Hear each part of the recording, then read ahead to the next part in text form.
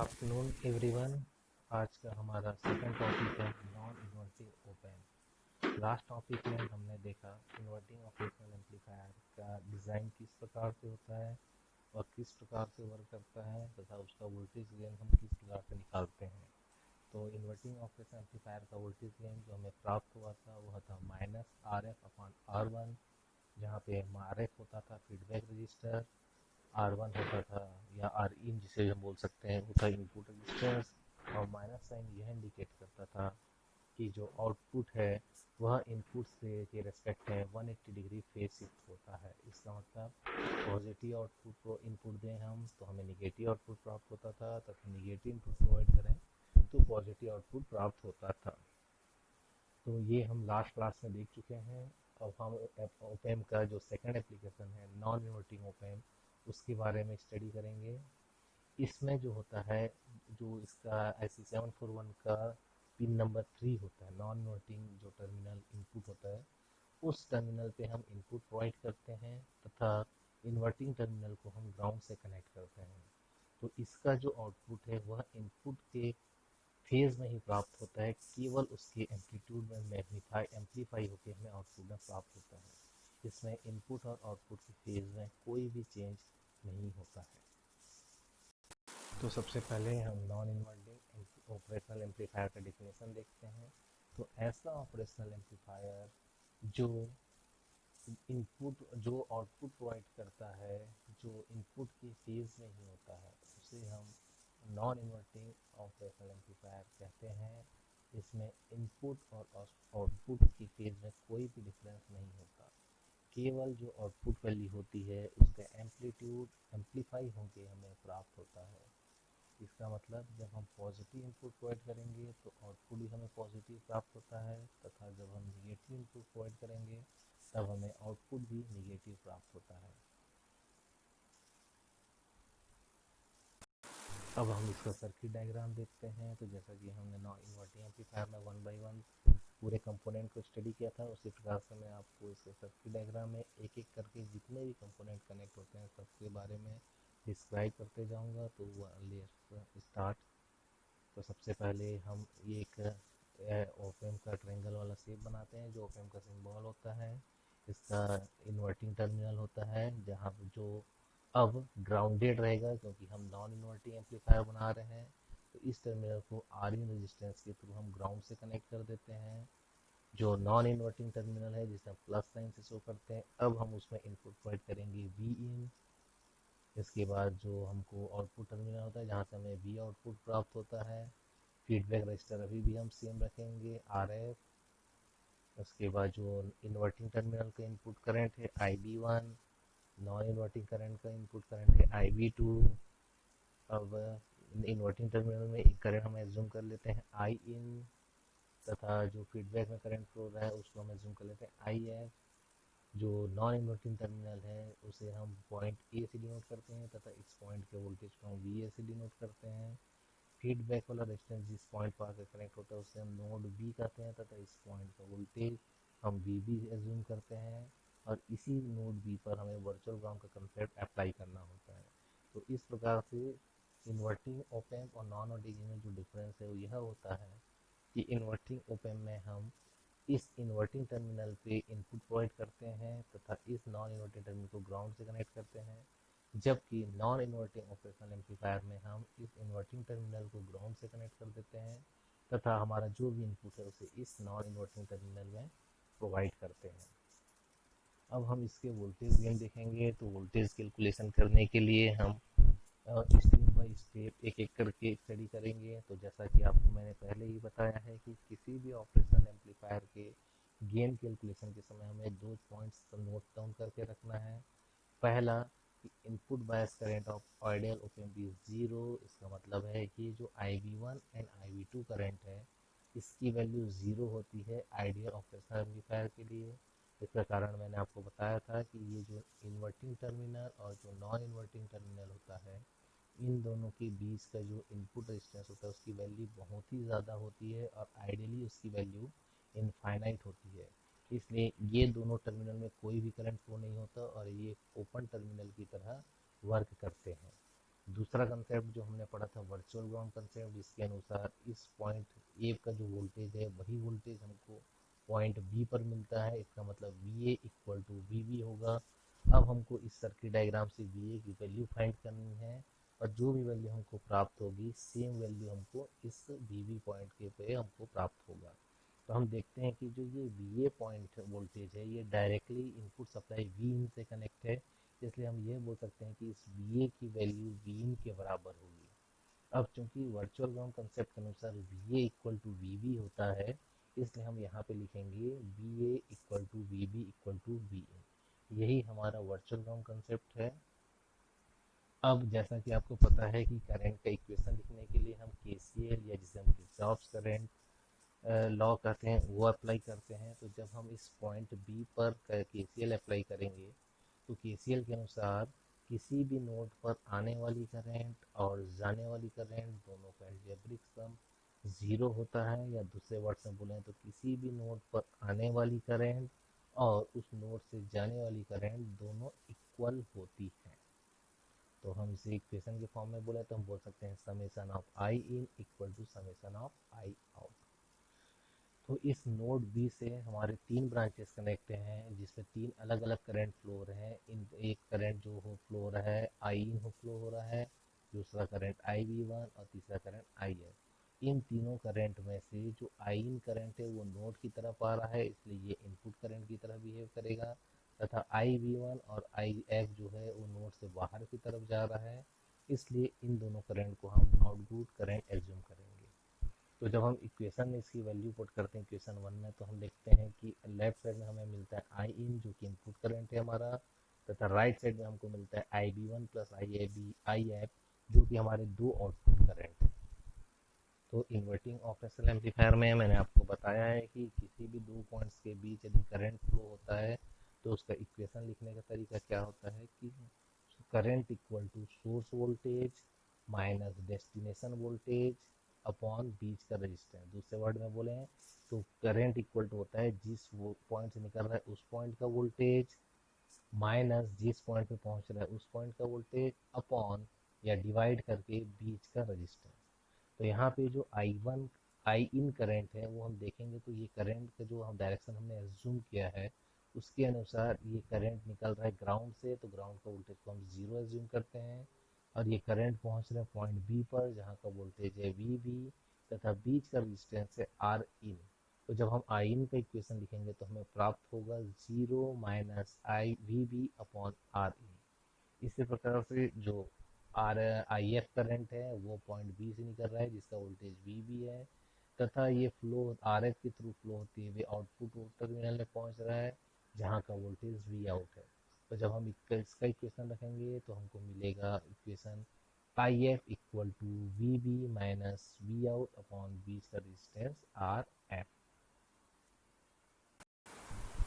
और जो आई we one current है उसकी वैल्यू हमको ज़ीरो प्राप्त हो चुकी है, क्योंकि आइडियल ओपन के लिए इनपुट बायस करंट की वैल्यू ज़ीरो होती है। जब हम आई इन आई बी वन और आई एफ की वैल्यू इक्वेशन में पुट करेंगे तो हमको कुछ इस प्रकार से इक्वेशन प्राप्त होगा zero minus V B upon V in R in जो कि वी इन के आई इन का वैल्यू है इक्वल टू राइट साइड में ज़ीरो जो कि आई बी वन की वैल्यू है, plus V B minus V out upon R F जो कि आई एफ की वैल्यू है। जब हम इस इक्वेशन को अलग अलग करेंगे तो लेफ्ट साइड में हमको मिलेगा minus V B by R in, right side में जीरो को हम हटा देंगे, और जब इसको हम दो पार्ट्स में अलग अलग तोड़ेंगे तो पहला पार्ट हो जाएगा V B upon R F, फिर बीच में माइनस साइन है तो माइनस साइन का माइनस साइन पुट करेंगे, और जो दूसरा पार्ट है वो हमें प्राप्त हो जाएगा V out upon R F. इस इक्वेशन को हम इक्वेशन टू से डिनोट करते हैं। अब इस इक्वेशन टू में जब हम वी बी की वैल्यू पुट करेंगे जो कि हमें वी इन प्राप्त हो चुकी है वर्चुअल ग्राउंड कंसेप्ट के अनुसार, तो हमारा जो नया इक्वेशन होगा कुछ इस प्रकार से होगा। लेफ्ट हैंड साइड में हमको मिलेगा minus V in upon R in, right hand side में वी बी की जगह हम वी इन पुट करेंगे तो हमें मिलेगा V in upon R F minus V out upon R F. तो इस इक्वेशन में हम देखते हैं कि जो वी इन वैल्यू है वो हमें लेफ्ट साइड में भी मिल रहा है और राइट साइड में भी मिल रहा है, तो हम क्या करेंगे जो सेम वोल्टेज वाली टर्म है उसको एक साइड ले आके कॉमन निकालने की कोशिश करेंगे। तो जब हम V in upon R F को पक्षांतर करके राइट साइड से लेफ्ट साइड में लेके आएंगे तो चूंकि ये राइट साइड में प्लस है तो लेफ्ट साइड में जब आएगा तो ये माइनस हो जाएगा, क्योंकि पक्षांतर में साइन चेंज हो जाता है। जैसा कि आपको पता होगा कि जो टर्म पॉजिटिव होता है पक्षांतर होने के बाद निगेटिव बन जाता है, जो टर्म निगेटिव होता है वो पक्षांतर होने के बाद पॉजिटिव बन जाता है, जो टर्म मल्टीप्लाई या गुणा में होता है वो पक्षांतर होने के बाद डिवाइड में आ जाता है, तथा जो टर्म डिवाइड में होता है पक्षांतर होने के बाद मल्टीप्लाई या जिसे हम गुणा बोल सकते हैं उसमें आ जाता है। तो ये पक्षांतर के रूल्स हैं, बेसिक रूल्स हैं जो कि आपको पता होंगे। तो जब हम इस V in upon R F को राइट साइड से लेफ्ट साइड में आएंगे तो ये माइनस साइन के साथ आएगा, तो हमारा इक्वेशन बन जाएगा minus V in upon R in minus V in upon R F equal to minus V out upon R F. तो ये जो V in upon R in और V in upon R F है, यहाँ से दोनों जगह माइनस है तो माइनस भी कॉमन बाहर निकाल सकते हैं, दोनों जगह वी इन है तो हम वी इन भी कॉमन निकाल सकते हैं। तो जब हम माइनस वी इन बाहर निकालेंगे तो इस वाले प्लेस में जो अंश है वहाँ पे वन बचेगा तथा हर में आर इन बचेगा, तो ये हो जाता है one upon R in. Same यहाँ से अब जब हम माइनस साइन को बाहर निकालते हैं तो यहाँ पे प्लस साइन बचता है, तो इसकी जगह हमारे पास फिर से हर अंश में वन बचेगा तथा हर में आर एफ बचेगा, तो ये हो जाएगा plus one upon R F. Same इसी प्रकार राइट साइड में हमारा जो वैल्यू रहेगा minus P out upon R F. यदि आपको ये माइनस और प्लस में थोड़ा कन्फ्यूज़न होता है तो मैं आपको एक रूल बता देता हूँ कि जब माइनस और माइनस का मल्टीप्लाई होता है तो आंसर हमें मिलता है प्लस में, जब माइनस और प्लस का मल्टीप्लाई होता है तब हमें आंसर मिलता है माइनस में, जब प्लस और माइनस का मल्टीप्लाई होता है तो हमें आंसर मिलता है माइनस में, और जब प्लस और प्लस का मल्टीप्लाई होता है तब हमें आंसर मिलता है प्लस में। तो इस कॉम्बिनेशन से हम देखेंगे तो हमारा जो कॉम्बिनेशन है वो ये वाला कॉम्बिनेशन होता है माइनस वाला, क्योंकि हमारा आंसर निगेटिव में है। अब हम जैसा कि आपको पता है कि जब माइनस और प्लस को हम मल्टीप्लाई करेंगे तब हमको आउटपुट माइनस में मिलता है और हमारा आउटपुट यहाँ पे माइनस में। तो चाहे हम बोलें ये वाला कॉम्बिनेशन चाहे ये वाला कॉम्बिनेशन, दोनों ही जगह पे आउटपुट जो है माइनस में है। तो जब हम इस माइनस को सॉल्व करेंगे तो हम लेफ्ट साइड में देखते हैं कि एक टर्म माइनस में है एक टर्म प्लस में है।